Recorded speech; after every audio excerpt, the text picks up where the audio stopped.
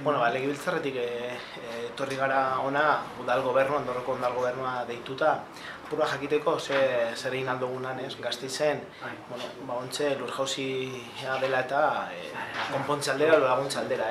bereziki jakinek, 84 familia dauzela etxetik kanpo, eta hori da lehenengo beharra, pertsona horiek realojatzi, eta momentuz koordinazioa dau, bai herriko beste etxe batzuetan sartu direlako, eta momentuz ere alokabide eta etxebidek euren prestasuna agertu dute realojatzeko. Lehenengo fase baten gaude, ikusten zintzu dien beharrak, eta tira, hori nahi genuen jakitea, eta lehenengo eskutik, alkateen eta udal gobernuaren eskutik jakitea zein den egoera, eta momentuz alderretik ondo. Eta gero bigarren fase bat etorriko da, jakitzen denien zein den konponbidea, eta horren inguruan dirua jarri beharko da, horren betzino bat inbiko da, eta uste dugu hor instituzio guztizek bere partie jarri behar dutela, arazo oso larria delako, etxe bizitza bloke oso bat dagoelako, 84 familia, eta beraz, uste dugu, administrazio guztizek elkarlanean aritu beharko dutela egoera hau konpontzeko, eta horretara etorri gara.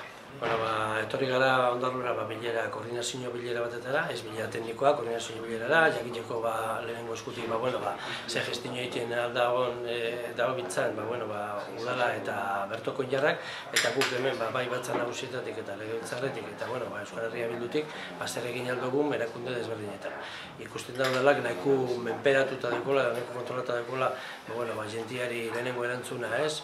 alokairuena eta hori, baina honen hemendik aurrera ikusi behar da, diagnostiko bat egin beharko da ona, eta gero ikusi, suposatzen den datozen inbertsio gogorrak zelan eutzi, eta hor, erakunde guztiak ipini beharko dabe, eta gu, egingo dugun alegina izango da, bakotxari dagokigun aldetik, bustitzea, bai gure kasuan batzan nagusietatik, Bizkaiko Foru Aldundia, hor badago emergentzietarako 500.000 eurotako kantitate bat, hori beste izango nahikoa, gero badagoz beste atal batzuk imprevistos eta holakoak, eta segurutik, hemen, udalak, Ondarruk behar izango da laguntza bat, bai proiektu egiteko, eta gero behar direzen obrak egiteko, mendi hori egonkortzeko, jenteak bultatu dezan bere etxeetara, segurantzi guztiagaz. Orduan, gaurko bilera izan da, koordinaziokoa, babesa emoteko gai hurei, eta jakiteko bakotxak zehetxeko lan daroago zen, gure kasuan Bizkaiko Aldundiari eskatzeko, nahiz eta badabiltza zen, aitortu behar dugu une honetan momentuz, erakunde guztiak,